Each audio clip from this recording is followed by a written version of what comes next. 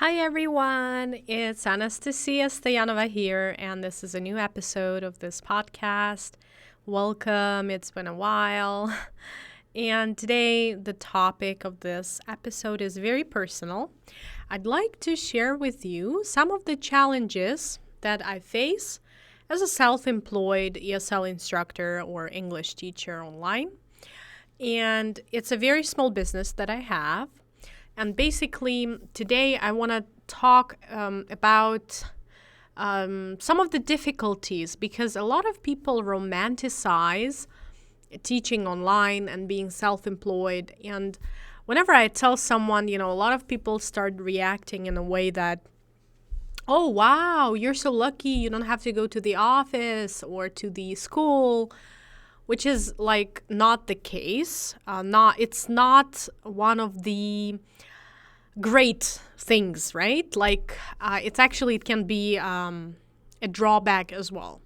So, and some other things. So I don't really want to come across as a negative person in this podcast. I just want to share and give you a really sincere and honest perspective on things. Just for everyone who maybe have just joined, I've been teaching for over 10 years and in different contexts, both in Canada and outside Canada. And I had a lot of experience being not self-employed, but employed and working for several schools. In some episodes that I had released before, I talked about that. But today I want to specifically talk about the Toronto context, Ontario, Canada. And I want to emphasize that being self-employed is tough. And I will walk you through some of the aspects in today's podcast. And it's not going to be just a ramble. I actually plan some things I want to point out and share with you guys, whether you are a teacher or an English learner, maybe you're a native speaker and just listening out of curiosity. So first things first is tax. And taxation is very high, and if you are self-employed, you are paying roughly 30%. That's in Ontario, and I'm including that, and I'm saying like about 30% because it's sometimes a little bit more, sometimes a little bit less than that, depending on several aspects. And you have to figure this out with your accountant.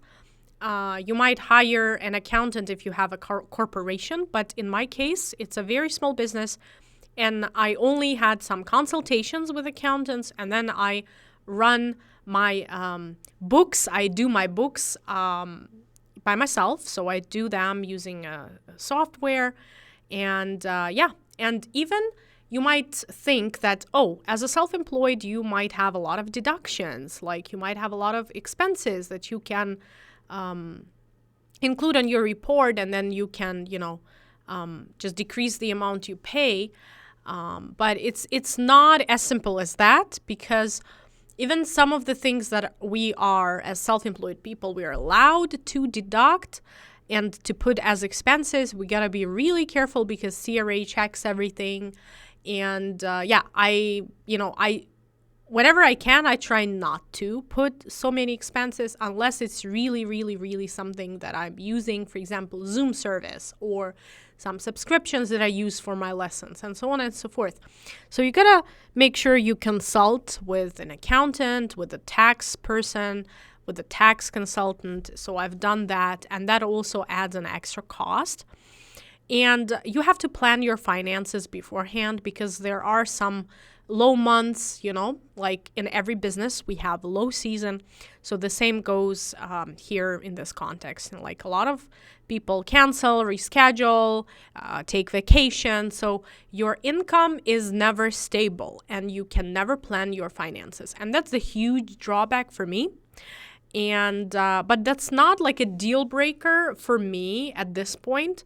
For me, there are some other deal breakers and some other aspects that I'll mention that are really important, and those aspects really actually push me out of this business. So I'll talk about them briefly.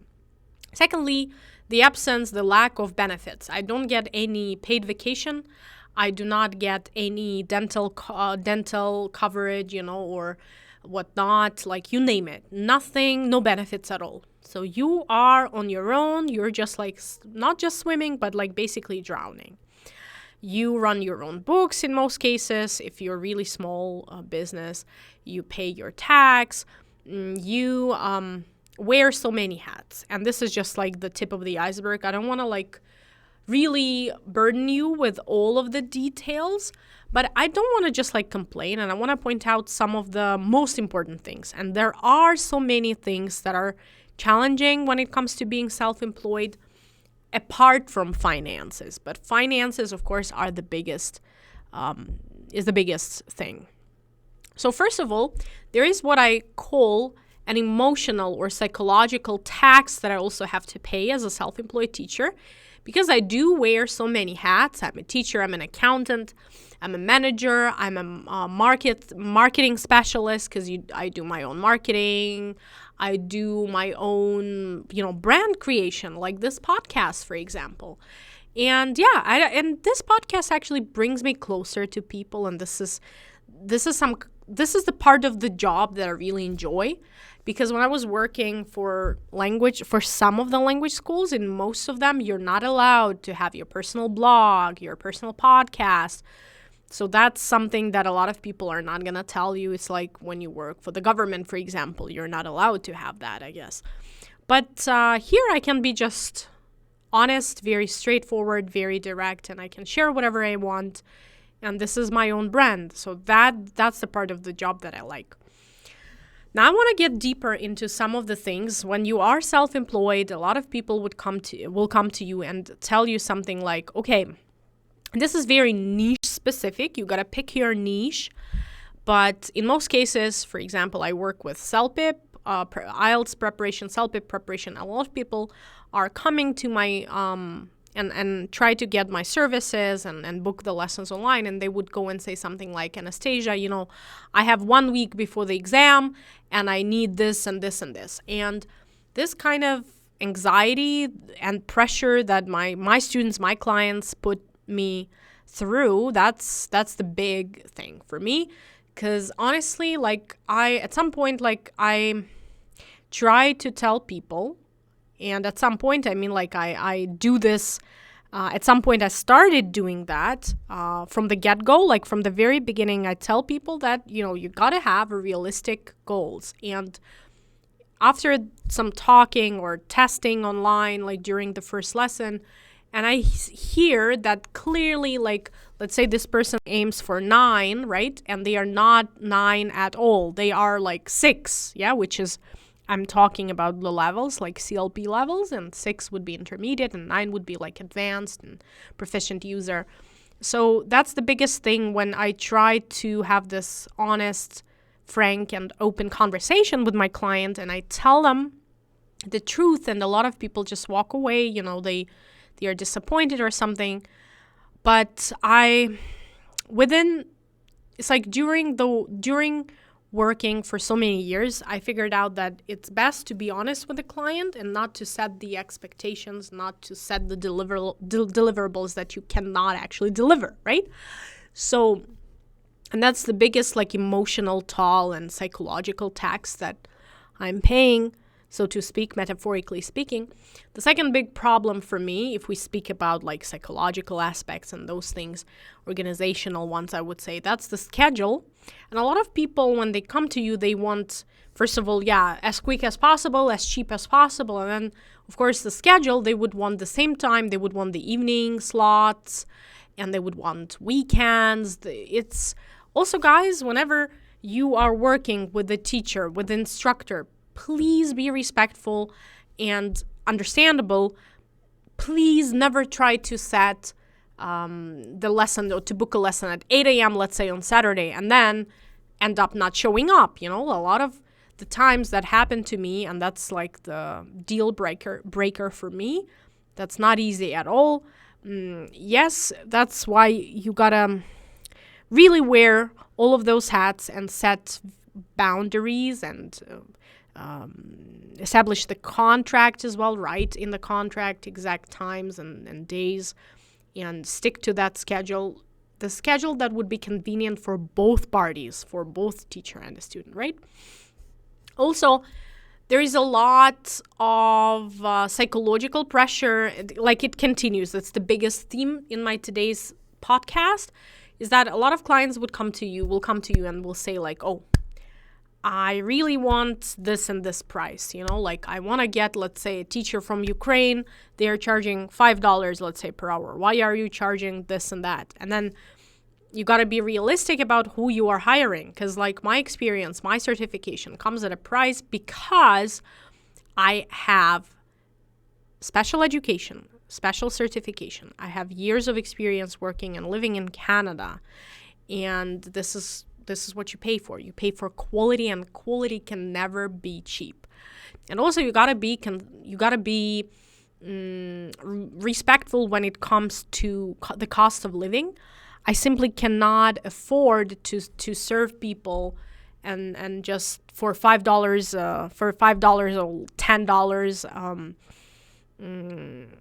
per hour, because, well, I live in Toronto, Ontario, Canada.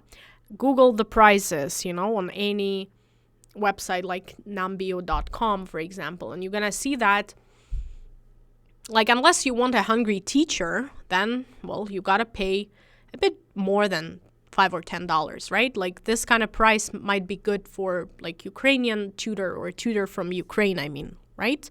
Whoever is living in Ukraine and serving Ukrainian people abroad, because the cost of living, right? Like, they might afford and they can afford to do that and provide such services. But for me, it's not even that I don't want to help you, right? I do want to help as many people as I can, but in most cases I cannot afford, because I live in Toronto, I live here, and I need to kind of set a certain standard and consider the tax and the reality that I'm living in, because it's not cheap to be living here. And that's also, but it's also the question of the quality as well. It's not just I live here and that's the price that I'm setting.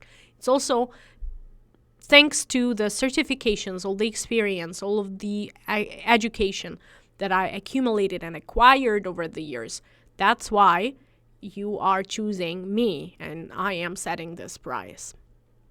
Also, sometimes there are some things like a mission problem, what I call a mission problem, metaphorically speaking, when people come to you and they tell you like,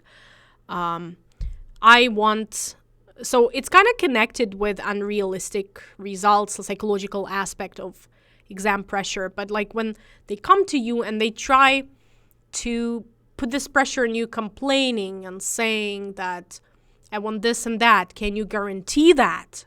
Asking for certain guarantees, especially when it comes to the exams.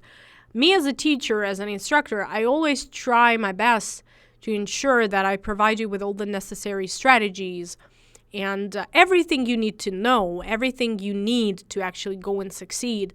But we are playing as a team, and a lot of people refuse to take this as the truth, right? They want the teacher to be this kind of guarantee, like I want you to guarantee I'm paying this price and ASAP as soon as possible and so on.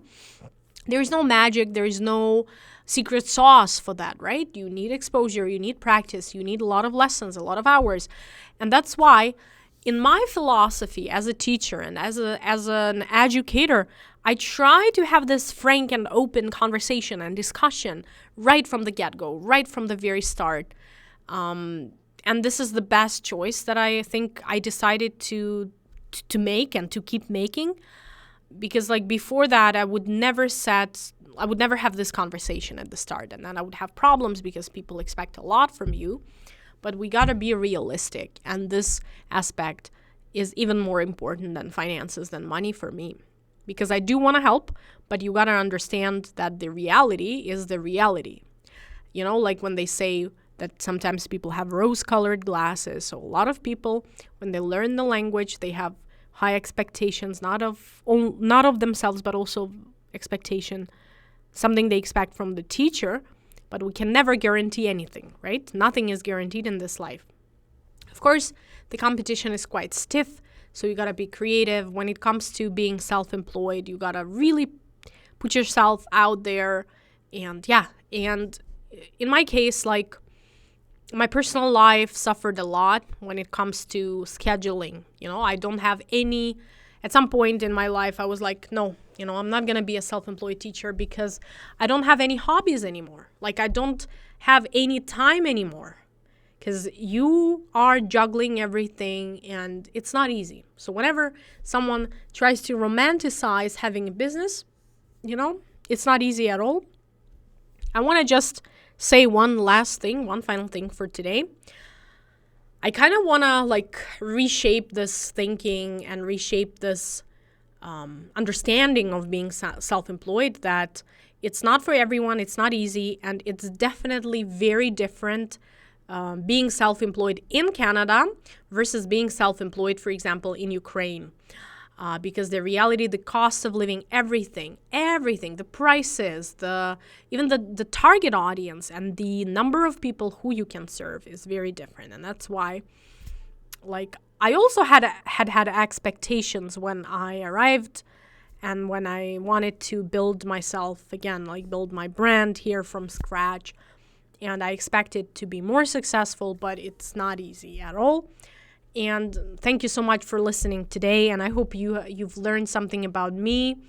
And it's never easy to be a teacher, let alone self-employed teacher. I just want to set this straight. And if you are listening to this, and if you ever use the services of an instructor, teacher, educator, anyone who is providing you a service, please always be respectful of their time as well. Be respectful of their values as well. And also be respectful when it comes to financing and organizing yourself, right?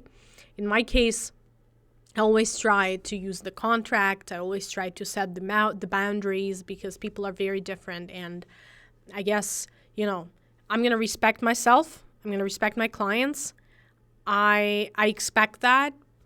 And yeah, I just want to say that, maybe in the future, it's not ideal. It's not ideal. I really want to help people, because a lot of the times I was thinking why am I even doing this? It's so hard, right? But I do want to help more people. And in the future, I really hope that after listening to this, please consider how you really, as a client, if you are a client, and if you are a student maybe, or in any context, just think about these things and think about that your instructors, your teachers are also humans. It's also a very philosophical topic, and I really want to not to put pressure on the teacher so much, not to put pressure of yourself so much. Just try to do your best. Just wake up every day and think to yourself, okay, I'm going to do my best, but I'm also going to be respectful, and I'm going to be understandable. And yeah, understanding of other people and their schedules, their lives, and so on. And just remember that all the efforts and results, they take time. If you want a result, if you learn a foreign language, you gotta kind of be realistic, yeah, and take this as the truth that it requires a lot of time to really master a language. Thank you so much for listening. And next time, I'm creating this episode where I talk about how to learn a language without actually having a teacher. And no, the spoiler, it's not about the AI use. It's about something else. So stay tuned, and I'm going to see you in the next episode. Please subscribe, follow, watch the YouTube version. If you're curious more about me, please go to my website, englishstoyanova.ca. It's English, STOIANOVA, Stoyanova.ca. I'm going to be glad if I can really help you, with your English learning, French learning, just any tips, tricks you want from me. Stay tuned, and I'll see you in the next episode. Bye-bye.